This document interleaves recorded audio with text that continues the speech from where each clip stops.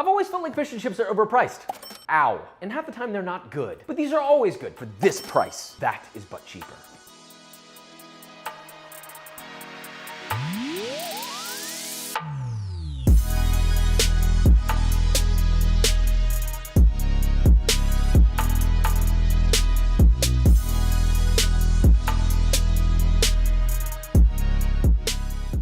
Ah, beer battered crispiness. Hot, fresh fries with the crunch. You got a good dip, some ketchup, maybe a little bit of multi-vinaigrette. And you're just wasting a whole lot of money on a cheap cut of fish. All because you don't want to take the 20 minutes that it takes to prep it. It's real easy, no more excuses. So let's make this, shall we? This recipe is dummy easy, borderline foolproof. Let's begin with the sauce, full stop. I really hope sauce is high on your energy chart or whatever you're using these days for astrology, I don't know. Because sauce is one of the pinnacle elements of great food. Get yourself 2 serranos. Ideally char those over an open flame if you have a gas stove. If not, it's okay to skip that. Now, if you are charring, once they're done and charred all over, tip to stem, let those steam covered in a bowl for 5 minutes. Peel them, remove their stems and toss them into a food processor or blender along with the juice of 1 lemon, 3 cloves of garlic, and a splash of water if needed to loosen. Blend that as smooth as possible. Now, weirdly enough, a tiny splash of vegetable oil will actually smooth it out and pre-emulsify it as well, but that's also optional. In a medium-ish bowl, add 1 cup or 230 grams of mayonnaise, 1 shallot very finely diced, optionally 1 dill pickle finely diced, the zest of 1 lemon, 1 teaspoon or 14 grams of mustard, and of course your serrano puree. Season that to taste with salt if needed, stir together till combined, and that sauce is good enough to dip your big ol' cod in any day. Next up, the chips. Here we go, the English doing their thing again. Look, I love you all, seriously. Anyway, get yourself 4 russet potatoes, pop them into an oven preheated to 400 degrees Fahrenheit for about 1 hour or just until fork tender. And this is the real secret here. Pop those bad boys into the fridge to chill overnight. This is gonna completely change the starch structure so you get that nice crispy crunch.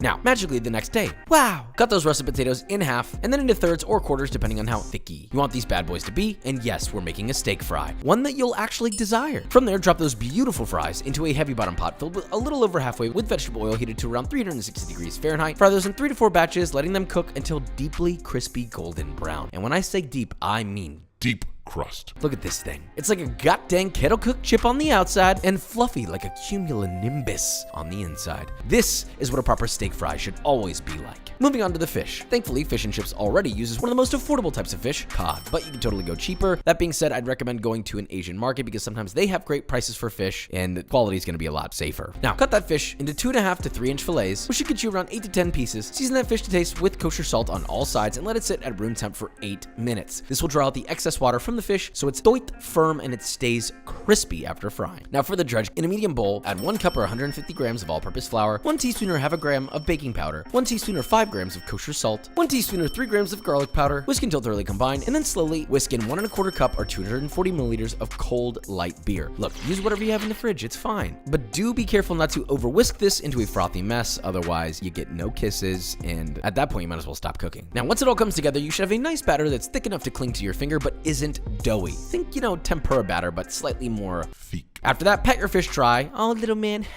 You're going into the oil. Now, toss a piece of fish in plain all-purpose flour to coat, shake off the excess, give it a nice dunk in your batter, and immediately transfer to your fryer from earlier. It's gonna be the same temp as before, 350 to 375, it's all good. Now, fry those bad boys for 2 to 4 minutes or until you get an undeniably golden, crisp piece of fish so light it might just float out of your goddamn hands. Drain that on a wire rack, hit it again with salt and any other seasonings of choice, should you have any, and repeat with all of your fish, and guess what, buddy? You're ready for an impeccable fish and chips. First, get a plate or, a quarter sheet with parchment if you want a real fish and chips experience. Now, first thing, sauce is down beautifully. Your stunningly crispy fish, batons of viscerally crunchy steak frites. Give her a dip and let's see if a ultra cheap fish and chips can be delicious and beautiful without, potentially running to the nearest restroom.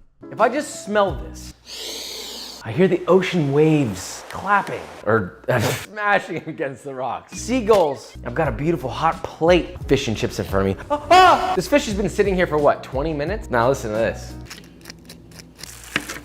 Mommy?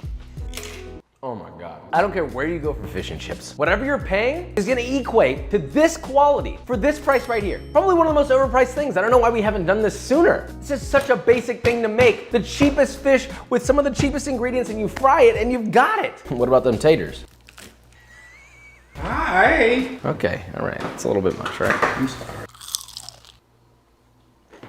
And we didn't skip on them goddamn taters either. We didn't need a lot of ingredients to make this delicious. You could have all this flavor for the price it should have always been, without any loss of flavor whatsoever. So anyway, bye. You need the B-roll thing. Oh, but you know what else has technique? B-roll.